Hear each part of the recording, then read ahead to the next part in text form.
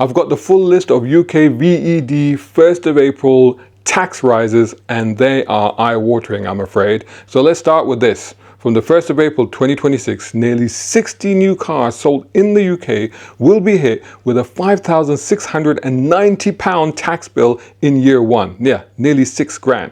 That figure includes another £200 increase on top of what was already a brutal rise last year, pushing the top rate to a level that, compared with just a couple of years ago, has effectively more than doubled. So before you've insured it, before you've filled it up with fuel, before you've even driven it out of the showroom, the taxman has blocked your route and demanded what is, frankly, a highway ransom. And I know what you're thinking. These must be Rolls Royces, Bentleys, Ferraris, all the ultra luxury stuff that's easy to point at and shrug and think, well, you know, that doesn't affect us. Well, yes, but there are also some very ordinary workhorse cars caught in this punishing tax bracket, and a few of them will actually, I think, take you by surprise.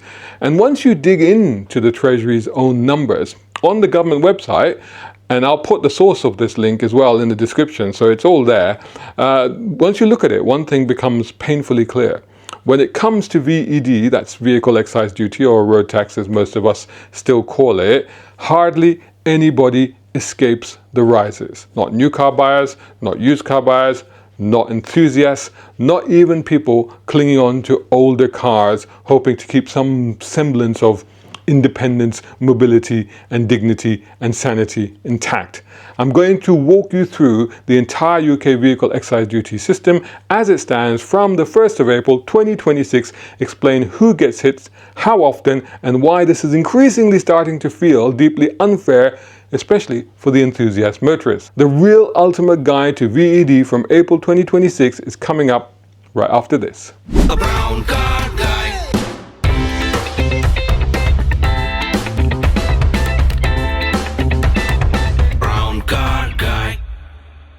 Let's start with that headline figure because it sets the tone for everything else.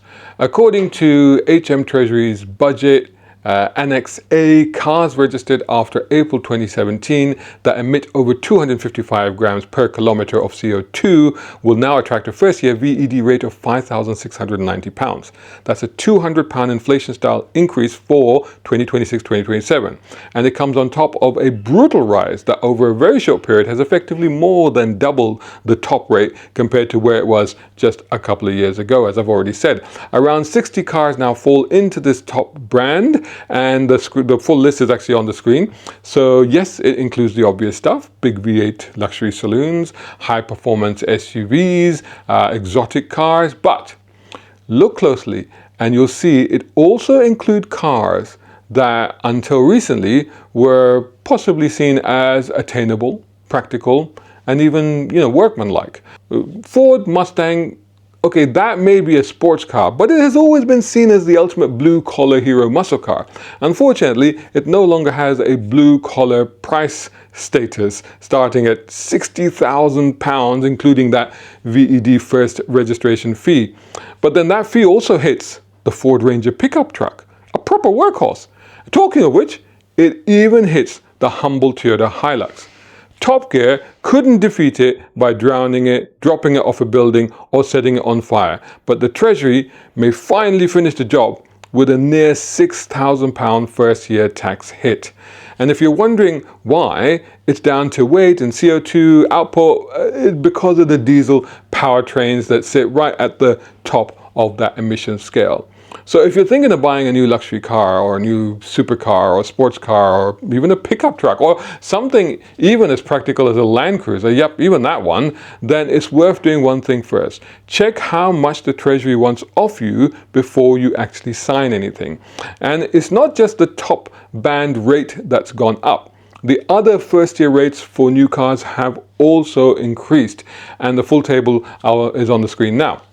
So while only the £10 first year rate for zero emission electric cars remains as it was before, but the next category, 1 to 50 grams per kilometre, has risen from £110 to £115. Not headline grabbing on its own, I grant you, but it still tells us something important. This isn't a one-off punishment for the top, it is a system-wide ratchet. Now here's where things start to get strange. Once that first year is out of the way, the system seems to suddenly soften. For all post-April 2017 cars, regardless of emissions, the standard annual rate from year 2 is now just £200. Although, okay, that's also actually up from £195 previously. So whether your car emits 99 grams per kilometer or 299 grams per kilometer CO2, once you're past that first year, you pay the same £200 a year as everybody else. Which means a brand new performance SUV can, from year 2 onwards, be cheaper to tax annually than a much older, slower, lightly used enthusiast car. In theory. We'll come back to that because there's a twist there that does really matter. Now look again at the table, and there's another interesting quirk. For anything that emits less than 75 grams per kilometer, the first year VED is actually lower than the following year, which of course is that flat £200 that everyone pays. Yes, that includes electric cars. Go figure. And when it comes to those nearly 60 cars in the top emissions bracket, the obvious workaround is simple. You don't buy one new. You buy it a year old, if you really must have one, of course. You just have to hope that someone else was willing to swallow that £5,690 hit before you. That said, you're not completely off the hook because there's still the so-called luxury car tax, properly known as the expensive car supplement or ECS. That's gone up slightly too. But before we get into the cost of that, there's an important change to that threshold for the luxury car tax. So until now, the luxury car tax kicked in at £40,000 plus, so any car over £40,000, which many people, myself included, pointed out have become completely detached from reality, because we live in an era now where Britain's best-selling car, the Ford Puma, starts at £26,500. So cars are expensive now. Plenty of perfectly very ordinary electric cars now sell past the £40,000 bracket without being remotely luxurious. So from 1st of April 2026, the threshold for electric cars has been increased to £50,000, and that applies to any car registered after 1st of April 2025. However, this change does not apply to petrol or diesel cars. Their threshold remains firmly stuck at £40,000. Now for the sting, the expensive car supplement itself has risen from £425 up to £440 a year. That's up about £15. It's payable from the second year, not the year of registration, and it runs until the 6th year. That means you pay the increased rate for 5 years before it drops down to the standard rate. However, remember that it is actually on top of the £200 standard rate. So from year 2 to year 6, you're paying £640 a year in VED, although that is probably not going to stay £640. It'll probably keep increasing throughout the next few years. I can only guess that by year 6, if you bought a car today, you'll be close to £1,000, and when the ECS comes off, it'll probably drop to what will be closer to £300 rather than the current £200. So just keep that in mind when you buy one of these luxury rate cars. And this, my friends, is supposed to be the reduced rate phase. Less brutal than year 1, sure, but still very much a reminder that the meter never really stops running or rising. If that's supposed to be some kind of concession, then what does kindness for classics look like? Not very good, I'm afraid. Please support Brown Car Guy at ko-fi.com, patreon.com, or here on YouTube. Now let's talk about the cars that nobody in government speeches ever seems to mention, unfortunately. The cars that are registered between March 2001 and April 2017. We're talking cars up to 25 years old. Some of these are cars that we increasingly now call modern classics. They are the in-betweeners, seemingly caught in a trap. Too new to be considered classics by the authorities and too old to be considered clean when it comes to emissions. And yet, the irony is this: they are significantly cleaner than the cars that came before them. And they're part of the reason why overall classic car emissions have been shown to be falling, as minuscule as those emissions already are, by the way. The sort of cars we're talking about include stuff like the legendary BMW E46, the E39 M5, the Jaguar XK8, XKR, early AMGs back when they were proper Jekyll and Hyde V8 monsters in a suit, Audi RS models from the era when Audi knew how to let its hair down, even some hot hatches and coupes that enthusiasts now actively seek out will fall into this bracket. These aren't daily commuters anymore. They're weekend cars, they're hobby cars, they're fun cars.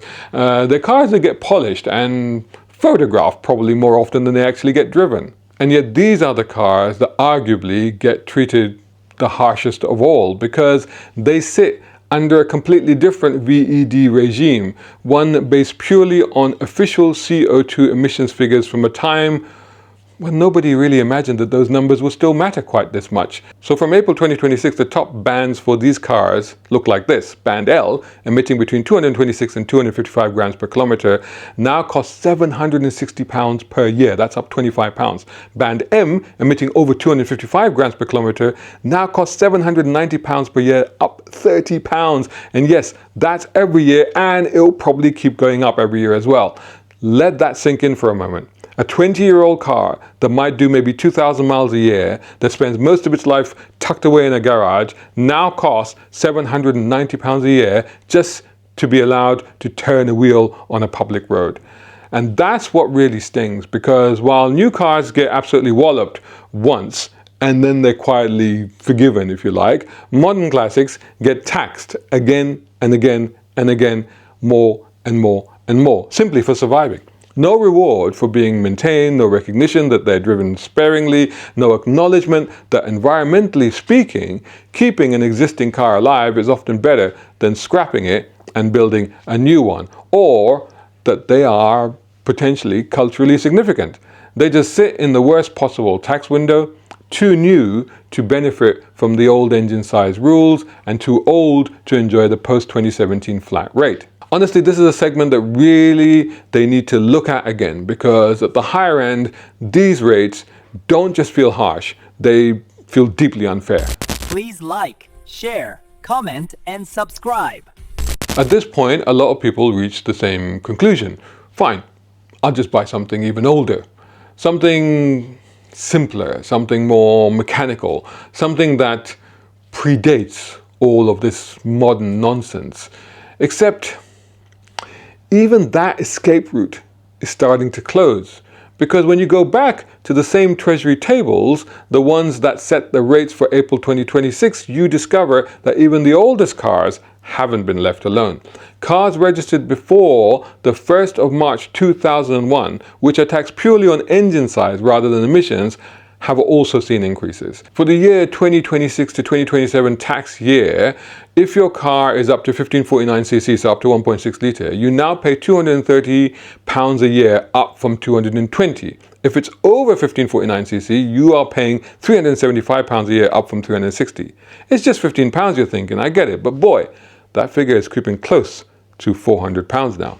You see, taken on their own, these numbers don't sound outrageous, but that's not really the point. The point is this: even the simplest, oldest, most blunt version of road tax is being nudged upwards. There's no freeze, there's no recognition that these cars are few in number, no acknowledgement that many of them are barely even used. Now, having said that, let's keep some perspective here. These rates for this category are still relatively reasonable compared with what some of the modern classics are being asked to pay at the top end. So I wouldn't raise the pitchforks over this just yet. Quite frankly, if anything, there's a risk that they'll just push these rates even higher to bring them in line with the modern classics ones. Now, there is, of course, still one genuine escape route left. If your car is over 40 years old, it qualifies for historic vehicle status, which means VED exemption on a rolling 40-year basis. So yes, if you really want to beat the system, the answer is simple.